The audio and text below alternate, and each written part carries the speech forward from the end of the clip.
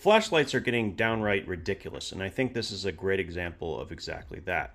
This is the Nitecore EDC27, and this is a 3000 lumen flashlight in a flat form factor, and has a really good user interface, an LCD screen to kind of keep track of everything. It's just, yeah, we've entered the future, and I think this is a good example of it. Let's go ahead and talk about it and see if this is the right flashlight for you. First thing you notice about this flashlight is the form factor. If you're looking from the top, this looks like a pretty large flashlight, but when you turn it to the side, you realize that it's actually narrower than even the i3T, which is a AAA powered flashlight. And in the pocket, it carries like those flashlights. It basically disappears. You almost forget it's there. And that's exactly what you want, at least in my opinion. This is not a flashlight for everyone. This is what you would want if you're really serious about defensive capabilities. And we're going to run through exactly why that is when we talk about the user interface, the lockout, and how it functions.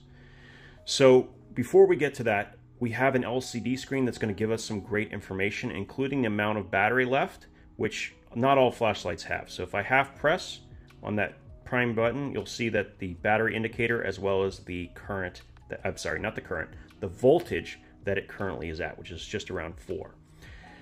Now, to access the primary EDC like levels between 15 lumens and 1000 lumens, you're going to press the button full. Okay, so it's coming in at 65 right now, which is level 2. And I'm going to put right here the full list of outputs and runtimes just to make it simple for future reference. In order to cycle through the modes, you half press. Sorry, it's a very soft difference between a half press and a full. So half press, 200, half press 1000, and then back to 15 lumens at the bottom.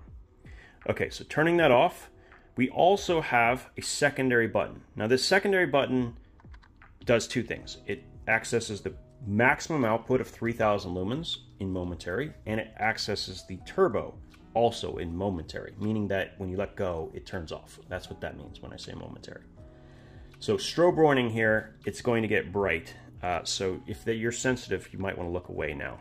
So if I half press, I get 3000 lumens of output. I mean, my hand is hot just from this distance. It's insane how powerful that is. To the point where even just a few seconds and you can start to feel it warm up. You're gonna wanna be careful with this light. It can get really hot. Now, thankfully it has built-in sensors to protect the electronics, and if it reaches a certain temperature, it will actually start dropping down in output automatically. So that's great. But you're still gonna wanna be careful because it will shock you if you put your hand on it and it's been on for a little while. And then strobe, so warning here, if I full press, I get the strobe. With an E-switch like this one, as you can see, it's probably going to be a little too easy to press. What they have done is something I hope more companies will do, is that they have a 2-lock system.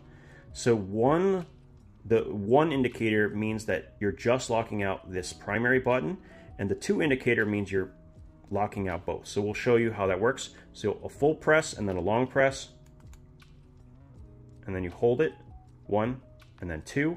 That means that the whole flashlight is now locked out. You cannot turn anything on. So that's great if you're throwing it in a bag. You don't have to worry about it. To unlock it, it's the same thing. 1 full press and then a hold.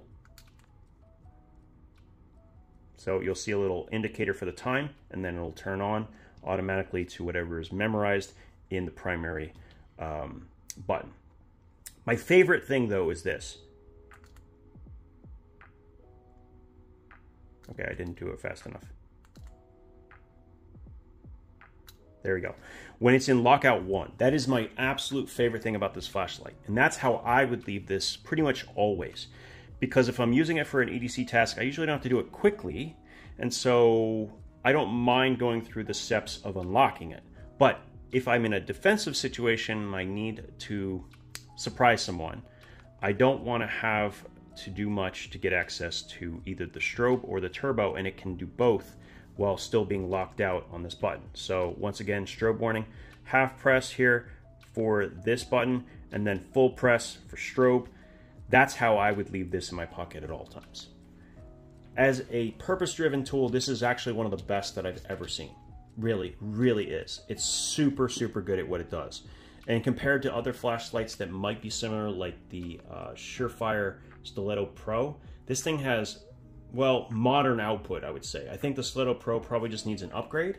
Still a great flashlight, but this is a little bit better, and it's also in an orientation that is going to be easier to grip. So that one, the Stiletto Pro actually has the bezel of the flashlight, which is this, up at the top. So you have to basically flip it or grip it a certain way in order to come out of the pocket with your hands on the button. Whereas this is actually in the proper orientation to begin with. And speaking of that, the pocket clip kind of supports this. It's only going to go in this far, and then what you're going to have, especially if it's really designed for right-handers, but it works pretty good for left hand as well, is you're going to come in, grab the flashlight like so, and you're never going to have to reorient your hands to get access to the button. So I really do like that. In fact, like what I would do is mostly carry this in my left pocket because I want it in my offhand, and then when I bring it out, I have access to both buttons right away. There you go.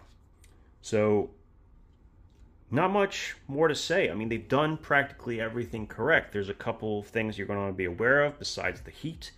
You're also going to have to know that this is IP54, meaning it's not particularly waterproof. Not surprising. There's a Type-C charging port, which is going to be a source of potential water incursion.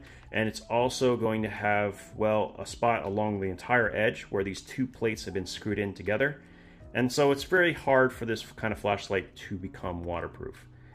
I don't necessarily think it has to be, but that is going to be the make or break, I think, for a lot of people. If you need it to be waterproof on top of this, not really anything out there quite yet that can do all the things this can do, plus be waterproof.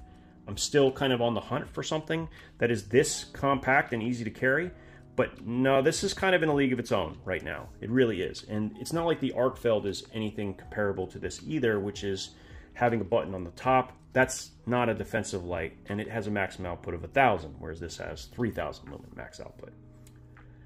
I don't have anything else to say. I mean, this is one of the best things I think Nitecore has ever come out with. I tentatively recommend it, and you just have to know who you are. I do not think this is a good light for just to pick up as your first, and maybe, you know, you're just carrying it for EDC tasks. You have to know that this is also a defensive light. It's designed for it, and yeah, that's pretty much my only consideration. All right, well, thank you again for your time. I do appreciate it. Let me know what you think about this. Is this something you would carry, or is there another light that you prefer instead? As always, thank you for your time, and we'll talk again soon.